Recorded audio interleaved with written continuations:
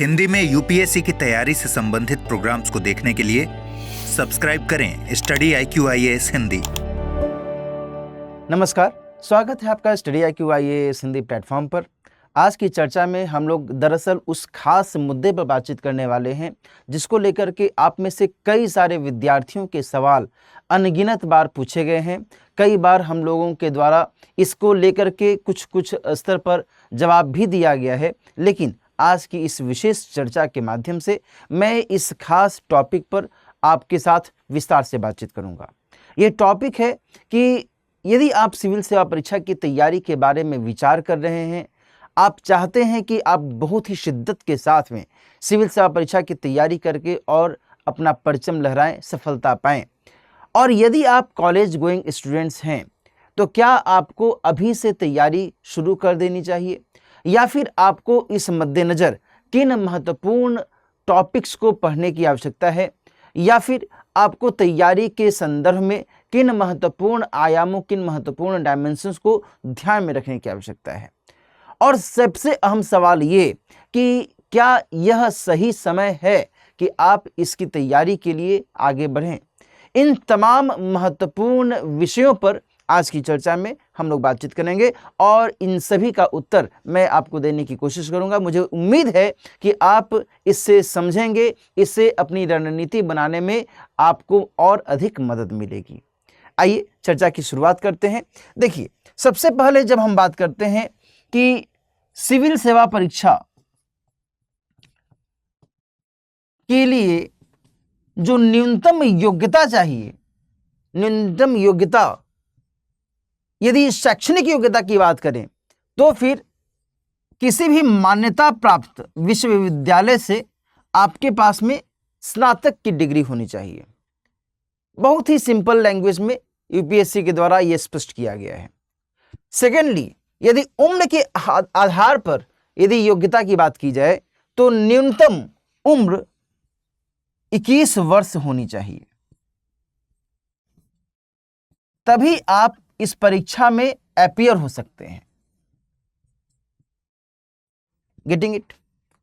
ये दो आपके पास में योग्यताएं होनी ही चाहिए। अब जब बात आती है कि सर यदि हम कॉलेज गोइंग स्टूडेंट हैं तो कॉलेज यदि हम जा रहे हैं, कॉलेज में पढ़ाई लिखाई कर रहे हैं, कॉलेज गोइंग स्टूडेंट कहने का मतलब सिंपल सा ये हुआ कि आप या तो ग्रेजुएशन के फर्स्ट ईयर में होंगे, सेकेंड ईयर में होंगे, थर्ड ईयर में होंगे। इट मे बी पॉसिबल कि आप हो सकता है कि मास्टर डिग्री कर रहे होंगे, है ना, या फिर किसी भी अन्य प्रकार की जो डिग्री से संबंधित गतिविधियां होती हैं, इंजीनियरिंग से संबंधित, मेडिकल से संबंधित, कॉमर्स से संबंधित या और भी अदर किसी स्ट्रीम से संबंधित जो भी आप पढ़ाई कर रहे होंगे, तो उस दौरान में आपकी तैयारी कितनी सफल हो सकती है, उस दौरान में आपको क्या करने की जरूरत है, क्या उस दौरान आपको ध्यान देना भी चाहिए सिविल सेवा परीक्षा के पॉइंट ऑफ व्यू से या नहीं, ये समझना जरूरी है। और जब आप ये बात समझ जाते हैं तो निश्चित तौर पर आप उसके अकॉर्डिंग अपने प्लानिंग, अपनी स्ट्रेटजी को यदि फुलफिल करते हैं तो इससे आपको निश्चित तौर पर आगे आने वाले समय में लाभ मिल सकता है। तो कॉलेज गोइंग स्टूडेंट का मतलब आप समझ गए। अब आप अपने हिसाब से इस खांचे में अपने आप को फिट करके देखिए कि आप इस खांचे में किस सीमा तक आते हैं, और देन आफ्टर जो भी मैं आपसे बातचीत कर रहा हूं, जो भी मैं डिस्कशन कर रहा हूं, उसके अकॉर्डिंग अपने आप को टटोलिए, मेजरमेंट कीजिए कि आखिर किस तरीके से आप सिविल सेवा परीक्षा की तैयारी के लिए आगे बढ़ सकते हैं। यहां तक बात क्लियर है?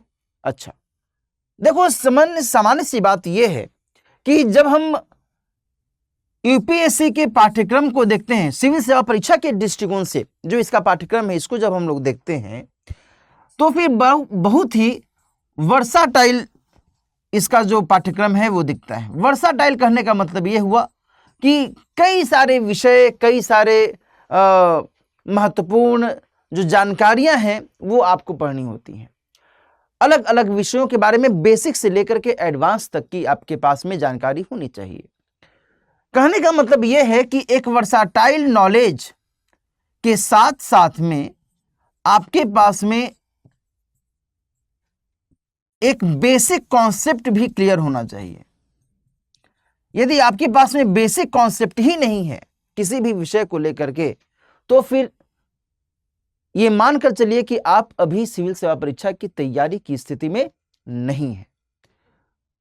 कोई भी विषय हो, चाहे वो बायोलॉजी हो, फिजिक्स हो, केमिस्ट्री हो, टेक्नोलॉजी का कोई एक्सपेक्ट हो, ह्यूमैनिटीज के कोई विषय हो, लाइकवाइज पॉलिटी हो, ज्योग्राफी हो, इकोनॉमी हो, हिस्ट्री हो, इन सभी की बेसिक अंडरस्टैंडिंग आपकी होनी चाहिए।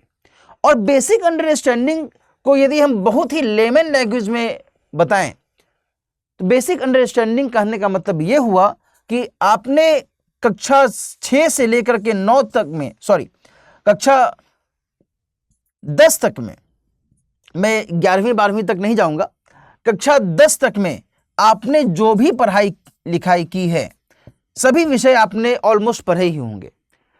कक्षा 6 से लेकर के 10 तक में हिस्ट्री भी होती है पढ़ाई, ज्योग्राफी भी, इकोनॉमी भी, मैक्सिमम जो सब्जेक्ट्स होते हैं और जो कि बाद में बहुत ही इनलार्ज्ड वे में पढ़ने की आवश्यकता हो जाती है, वो बेसिक अंडरस्टैंडिंग यहां तक आपको जरूर मिलती है। और ये बेसिक अंडरस्टैंडिंग यदि आपने रिटेन किया है, आपने सस्टेन किया है, आपके पास में अभी भी विद्यमान है, तो फिर आप समझिए कि आप बिल्कुल तैयार हैं सिविल सेवा परीक्षा की तैयारी के दृष्टिकोण से। और यदि इन केस आपके पास में उस बेसिक अंडरस्टैंडिंग की कमी है, इट मे बी पॉसिबल कि आप में से कई सारे ऐसे विद्यार्थी हो सकते हैं जो कि इकोनॉमी में मजबूत हो, हिस्ट्री में कमजोर हो, हिस्ट्री में मजबूत हो, पॉलिटी में कमजोर हो, पॉलिटी में मजबूत हो, ज्योग्राफी में कमजोर, इट मे बी पॉसिबल, इससे इनकार नहीं किया जा सकता। लेकिन जब आप इन सभी विषयों के साथ में न्याय करते हुए और इन सभी विषयों के बारे में आपने समान तौर पर बेसिक समझ विकसित कर ली है, तो आप समझिए कि बहुत ही बेहतर स्थिति में है कि आप सिविल सेवा परीक्षा के लिए आगे बढ़ें। और इस लिहाज से ये जो कंटेक्स्ट है अपने आप में बहुत अधिक महत्वपूर्ण हो जाता है, बहुत ज्यादा महत्वपूर्ण हो जाता है। आ रही है बात समझ में? यानी कि आप यदि कॉलेज गोइंग स्टूडेंट हैं, आप किसी भी डिग्री के संदर्भ में आप पढ़ाई लिखाई कर रहे हैं, लेकिन पैरेलली आपके पास में यदि ये एक समझ विकसित हो रही है या वह समझ विकसित हो गई है, तो फिर आगे आने वाले समय में जैसे ही आप कॉलेज पास करेंगे और देन आफ्टर आप जब सिविल सेवा परीक्षा की तैयारी में फुल स्ट्रेंथ के साथ आगे बढ़ेंगे, तो फिर आपकी तैयारी के आधार पर आपको एक बूस्ट मिलता है और उस बूस्ट के जरिए आप बेहतर से बेहतर परफॉर्म कर सकते हैं। देखो यहां पर बहुत ही सामान्य सी बात है बच्चों कि 21 वर्ष से लेकर सामान्य तौर पर जो उम्र सीमा है जनरल कैटेगरी के हिसाब से वो है 32 वर्ष। 21 वर्ष से लेकर 32 वर्ष तक का जो जनरल कैटेगरी का व्यक्ति है वो सिविल सेवा परीक्षा में अपीयर हो सकता है। मैक्सिमम 6 प्रयास वो दे सकता है। जनरल कैटेगरी की बात कर रहा हूं मैं, 6 प्रयास दे सकता है। ठीक है जी। अब आप खुद से ये टटोलिए, खुद से ये समझने की कोशिश कीजिए कि आप कॉलेज गोइंग स्टूडेंट हैं, आपके मन में ये बातें चल रही हैं कि मुझे सिविल सेवा परीक्षा की तैयारी करनी है, और केवल तैयारी ही नहीं करनी है बल्कि आपको सफलता भी पानी है। और जब आप इस माइंडसेट के साथ पढ़ाई कर रहे हैं तो आपको धीरे धीरे क्या करने की आवश्यकता है, धीरे धीरे आपको टिल्ट होने की जरूरत हो जाती है सिविल सेवा परीक्षा की प्रकृति को समझने के दृष्टिकोण से। आप सिविल सेवा परीक्षा की प्रकृति को यदि अर्ली स्टेज में थोड़ा समझने लगते हैं, किस तरीके से परीक्षा आयोजित की जाती है, पाठ्यक्रम में क्या बातें इसमें कही गई हैं, पाठ्यक्रम में कौन से ऐसे विषय हैं जो कि वर्तमान में मेरे उस विषय से समतुल्यता रखते हैं, इक्विवेलेंसी है। कल्पना कीजिए, सपोज कर लेते हैं थोड़ी सी बात को कि आप फिजिक्स के साथ में, फिजिक्स से आप डिग्री हासिल कर रहे हैं, या फिर आप मेडिकल के लाइन में, मेडिकल फील्ड में हैं और आप मेडिकल फील्ड में आप MBBS डिग्री कर रहे हैं, कोई भी आप डिग्री हासिल कर रहे हैं, है ना। तो निश्चित तौर पर यह मानकर चलिए कि ये सभी विषय कहीं ना कहीं आपके लिए सहयोगी साबित हो सकते हैं आगे परीक्षा की तैयारी के मद्देनजर। विज्ञान और प्रौद्योगिकी में ये सब पढ़ना होता है, आपके पास में बेसिक के साथ साथ एडवांस नॉलेज होना चाहिए। और जब आप MBBS में बहुत ही डीप वे में किसी भी खास स्ट्रीम को पढ़ रहे हैं, समझ रहे हैं, जान रहे हैं, मान लो कि बायोटेक्नोलॉजी के बारे में आप पढ़ रहे हैं, तो भाई बायोटेक्नोलॉजी आपको पढ़ना है यूपीएससी में, फिजिक्स आपको पढ़ना है यूपीएससी में। हाँ, ये अलग बात है कि फिजिक्स के एकदम डीप में नहीं जाना है, फिजिक्स में PhD नहीं करनी है यूपीएससी के लिए, लेकिन एक सामान्य समझ होनी चाहिए। आपको डार्क मैटर के बारे में जानकारी होनी चाहिए, आपका कॉन्सेप्ट क्लियर होना चाहिए, है ना। आपको यूनिवर्स के बारे में जानकारी होनी चाहिए, आपको लाइट और पार्टिकल्स के बारे में, फोटॉन्स के बारे में, उनके नेचर के बारे में जानकारी होनी चाहिए। और ये तब संभव हो पाता है, तब और आसान हो जाता है, जब आपको पहले से इसके बारे में इल्म है, जानकारी है कि मैं जो अभी पढ़ रहा हूं या फिर पढ़ रही हूं वो मेरे लिए फ्रूटफुल होने वाला है। और आप उस उत्सुकता के साथ उस चीज को पहले से ही यदि गेन कर रहे हैं तो इससे आपको लाभ होगा, ऑब्वियसली लाभ होगा। तो यहां पर जो मेरा अपना दृष्टिकोण है इस संदर्भ में आप सभी के समक्ष, वो ये कि आप यदि अर्ली स्टेज में सिविल सेवा परीक्षा की तैयारी की ओर आगे बढ़ रहे हैं, आपके दिमाग में बातें चल रही हैं, तो फिर आपको यूपीएससी के सिलेबस को जरूर से जरूर फॉलो करने की आवश्यकता है। फॉलो कीजिए इसको चेक कीजिए। गूगल पर सारी चीजें बिखरी पड़ी हैं, है ना, यूट्यूब पर भी सारी चीजें बिखरी पड़ी हैं। आप इसको चेक कीजिए कि किस तरीके से सिविल सेवा परीक्षा के लिए हमें कौन कौन से विषयों पर हमें ध्यान देने की जरूरत होगी, किस तरीके से परीक्षा में सवाल पूछा जाता है, और जो करंट टॉपिक्स हैं उसे हम कैसे पढ़ें, कैसे हम समझें। करंट अफेयर्स की तैयारी आपको अभी से करनी चाहिए। अभी से यदि आप इसकी तैयारी में जुटते हैं तो आगे आने वाली परीक्षा के लिहाज से, मान लीजिए कि आप 2026 या 2027 या फिर 2028 का टारगेट लेकर के चल रहे हैं, लेकिन आपको टारगेट लेना पड़ेगा। यदि आप विदाउट टारगेट आगे बढ़ेंगे, आप मान लो कि अभी 2024 में है, 2024 अब समाप्त हो जाएगा, 2025 आ जाएगा, तो समय तो तुरंत क्रॉस कर जाता है। आपको आगे लग रहा है कि अरे अभी तो बहुत लंबा समय है, 2026 है, 2027 है, 2028 है, लेकिन मेरी बात मानिए, यदि आप थोड़ा सा पीछे पलट करके देखेंगे ना तो आपको लगेगा कि समय कितना जल्दी गुजर जाता है। इसलिए समय को महत्व दीजिए, समय के महत्व को समझिए, तभी आपको महत्व मिलेगा। और इसलिए मैं यहां पर आपसे ये कह रहा हूं कि आपको यदि आगे टारगेट अचीव करना है तो आप टारगेट सेट कीजिए। जब आप टारगेट सेट करेंगे तो फिर आप उसको अचीव करने के लिए पूरे दिलो जान से प्रयास करेंगे और आपको सफलता मिलेगी। यदि टारगेट डिस्ट्रैक्टेड है, आपको ये क्लैरिटी नहीं है, स्पष्टता नहीं है कि मुझे 2026 के लिए तैयार करना है, 2027 के लिए, 2028 के लिए, आपको एक टारगेट सेट करना ही होगा, करना ही चाहिए। अदरवाइज आप केवल और केवल क्या करेंगे, आप केवल अपना सारा एफर्ट लगाएंगे और वो बिल्कुल ही शून्य हो जाएगा। आप एक टारगेट के साथ आगे बढ़ते हैं तो फिर आप मंजिल तक पहुंचने में और शिद्दत के साथ प्रयास करते हैं, यह जरूरी है। और यहां पर जब हम बात कर रहे हैं करंट अफेयर्स की, यह इसमें बहुत बड़ी भूमिका निभाता है। आप कभी भी 2026, 27, 28 कभी भी एग्जाम देने वाले हो, करंट अफेयर्स को लेकर के ये नहीं विचार करना है कि करंट अफेयर्स अभी जो भी घटनाएं घट रही हैं देश दुनिया में वो हमारे लिए अनुपयोगी हैं। नहीं, ऐसा नहीं। वो आपके लिए एक पृष्ठभूमि की तरह काम करेंगे। उदाहरण के तौर पर बहुत ही सामान्य सा मैं उदाहरण देना चाहूंगा कि अभी देखिए इजराइल और फिलिस्तीन के बीच में लगातार युद्ध की स्थिति बनी हुई है। आपने समाचारों में सुना होगा, जरूर आपके आंखों के सामने से ये बातें गुजरती होंगी। लेबनान और इजराइल के बीच में लगातार हमले हो रहे हैं, लगातार एक दूसरे पर वो अटैक कर रहे हैं। तो क्या आपको लगता है कि आज से 2 साल 3 साल के बाद यह जो घटनाक्रम है, इस घटनाक्रम का कोई महत्व नहीं रह जाएगा? बिल्कुल रहेगा।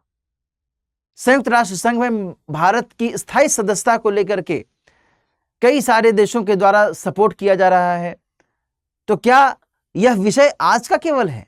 यह विषय आज से 20 साल 25 साल पहले से चलता आ रहा है और आज भी अनवरत जारी है, और आज से 2 साल 3 साल बाद भी तब तक जारी रहेगा जब तक कि भारत को इसमें अचीवमेंट नहीं मिल जाता है। तो आपको एक जो अंडरस्टैंडिंग है, एक जो आपका ऑब्जर्वेशन है, इस मद्देनजर ओपन होना चाहिए।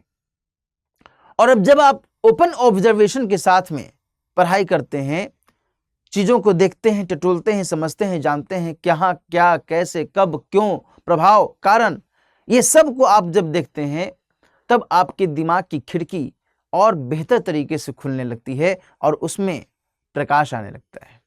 हाँ, मैं ये भी कहूँगा कि उसमें कुछ धूल भी आते हैं, लेकिन यदि आपको एक बेहतर मार्गदर्शन मिलता है तो आप उस धूल को भी छांट देते हैं, क्योंकि आपको मिला हुआ जो मार्गदर्शन है वो इसमें आपकी मदद करता है, फिल्टरेट करने में आपकी सहायता करता है। Getting it?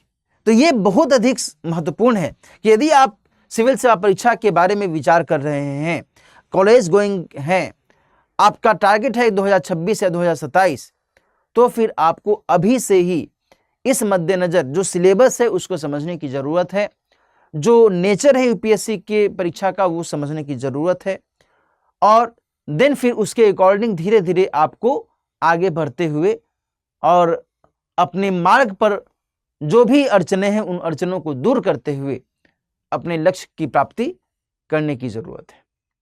ठीक है ना? ये बहुत अधिक महत्वपूर्ण है। इसी मद्देनजर यहां पर मैं आपके साथ बात कर रहा हूं एक बहुत ही खास बैच जो लॉन्ग टर्म बैच के तौर पर शुरू किया गया है। 3 अक्टूबर तक इसमें एडमिशन की अंतिम तिथि है। लॉन्ग टर्म बैच का मतलब यह हुआ दोस्तों कि आपको बेसिक से लेकर के एडवांस तक, जिसकी बात अभी मैं कर रहा था, हर एक विषय जो कि यूपीएससी के लिए महत्वपूर्ण है, यूपीएससी के सिलेबस में है, प्रारंभिक परीक्षा और मुख्य परीक्षा के सिलेबस में है, उसके मद्देनजर हर एक विषय की बेसिक अंडरस्टैंडिंग से लेकर के और एडवांस्ड अंडरस्टैंडिंग तक आपको पढ़ाया जाएगा। और केवल पढ़ाया ही नहीं जाएगा बल्कि आपको निरंतर नियमित तौर पर अभ्यास भी कराया जाएगा, ताकि आप विषयों को समझें, विषय में जहां कहीं भी आपकी कमजोरी है, जहां कहीं भी आपको लूप होल दिखता है, उस लूप होल को देन एंड देयर दुरुस्त करें और आप विषय के प्रति अपनी समझ को विकसित करें। और इसी बात को मद्देनजर रखते हुए इस लॉन्ग टर्म बैच की शुरुआत की गई है। ध्यान रखिएगा कि यदि आप इस कोर्स को ज्वाइन कर रहे हैं, अभी आप ज्वाइन करना चाहते हैं, तो दिलीप लाइफ कोड का इस्तेमाल करना मत भूलिए। इसके माध्यम से आप बहुत ही न्यूनतम फी में एट प्रेजेंट गांधी जयंती के खास मौके पर बेहतर डिस्काउंट के साथ, बेहतर शुल्क में विकल्प आपको जो दिया गया है उसका आनंद उठाते हुए, उस सुविधा का लाभ उठाते हुए इसमें एडमिशन ले सकते हैं। मात्र 29,999 रुपीज में एट प्रेजेंट आपको यह कोर्स मिल रहा है। इसके जरिए आप अपनी सिविल सेवा परीक्षा की तैयारी के लिए स्टेप 1 में आप आगे इन कर सकते हैं। और ये जो स्टेप 1 है ये आपके लिए एक बहुत ही महत्वपूर्ण डिसीजन मेकिंग स्टेप माना जा सकता है। कारण इसका यह है कि देखो, एक तो तैयारी होती है कि बहुत ही हड़बड़ी में, जल्दबाजी में आदमी आया, तैयारी किया, एक स्ट्रेस है, एक प्रेशर है कि भाई पता नहीं मैं कब तक तैयारी करूं, मेरी उम्र बीती चली जा रही है, मेरे अटेम्प्ट समाप्त होते चले जा रहे हैं। एक ऑटोमेटिक प्रेशर क्रिएट होता है, लेकिन आपके पास में ये प्रेशर नहीं है। आपकी अभी न उम्र बीत रही है और न ही आपका प्रयास समाप्त हो रहा है। इसलिए it is much more better, यह बहुत अधिक जरूरी है कि आप अभी से ही इस समय का लाभ उठाइए और इस समय के महत्व को समझते हुए इस कोर्स को यदि आप ज्वाइन करते हैं तो निश्चित तौर पर आप अर्ली स्टेज में ही प्रिपरेशन के साथ में आप आगे बढ़ सकते हैं और अर्ली स्टेज में इट मे बी पॉसिबल कि आप अपनी सफलता पा सकते हैं। अर्ली स्टेज मतलब कि ऐसा नहीं कि आपको 4 साल 5 साल 10 साल आपको तैयारी करनी पड़ेगी, नहीं, क्योंकि आपने पहले से ही कमर कस ली है और आपने चीजों को समझ लिया है। 21 साल 22 साल की उम्र तक आते आते आपको पूरा विजन क्लियर हो चुका रहेगा कि अब हमें कोई दिक्कत ही नहीं है, हमने पहले ही इसके बारे में जानकारी इकट्ठा कर ली है। अब आपको उसके लिए अलग से समय नहीं देने की आवश्यकता है। यह सबसे बड़ी अपॉर्चुनिटी है और इस अपॉर्चुनिटी का लाभ उठाइए। आपके पास में समय की पूंजी है और इस पूंजी का निवेश सही जगह पर कीजिए ताकि आपको इसका लाभ मिल सके। Getting it? तो यहां पर यह जो प्रतिज्ञा प्लस लॉन्ग टर्म बैच है, यह बैच निश्चित तौर पर आपके लिए बहुत अधिक लाभकारी हो सकता है। यदि आप इस बैच को ज्वाइन करते हैं तो इसमें कंप्लीट जो यूपीएससी का पाठ्यक्रम है, प्रारंभिक परीक्षा और मुख्य परीक्षा, कंप्लीट आपको पढ़ाया जाएगा। बिना किसी हिचकिचाहट के आप इसको ज्वाइन कर सकते हैं, है ना। चाहे आप हिंदी माध्यम के विद्यार्थी हो, अंग्रेजी माध्यम के विद्यार्थी हो या फिर आप इंग्लिश में तैयारी करना चाहते हैं, इन तीनों ही स्तरों पर आप दिलीप लाइव कोड का इस्तेमाल कीजिए। इसके जरिए आप इस कोर्स को ज्वाइन कर सकते हैं। Getting it? बहुत अधिक आपके लिए लाभकारी होने वाला है और इसके जरिए आप अपनी तैयारी को और शानदार कर सकते हैं, रिफाइन कर सकते हैं। तो आज की चर्चा में हम लोग यहीं तक सीमित रखते हैं और इसके साथ साथ यदि आप मुझसे इस बैच के रिगार्डिंग कुछ भी पूछना चाहते हैं, मुझसे आपकी कोई भी क्यूरी है, तो फिर आप मुझसे इस मेल आईडी पर संपर्क कर सकते हैं, dilip.kumar@studyiq.com। आपकी किसी भी क्यूरी का जवाब मैं इस मेल आईडी के माध्यम से दे सकता हूं। आप इसको नोट कर लीजिए और देन फिर यदि आपका कोई भी सवाल है कि इसमें क्या करना चाहिए, कैसे करना चाहिए, मैं आपको इसका उत्तर दे दूंगा। ठीक है, मिलते हैं फिर। अपना ख्याल रखिए। All the best, take care. Hindi में यूपीएससी की तैयारी से संबंधित प्रोग्राम्स को देखने के लिए सब्सक्राइब करें स्टडी IQ IAS हिंदी।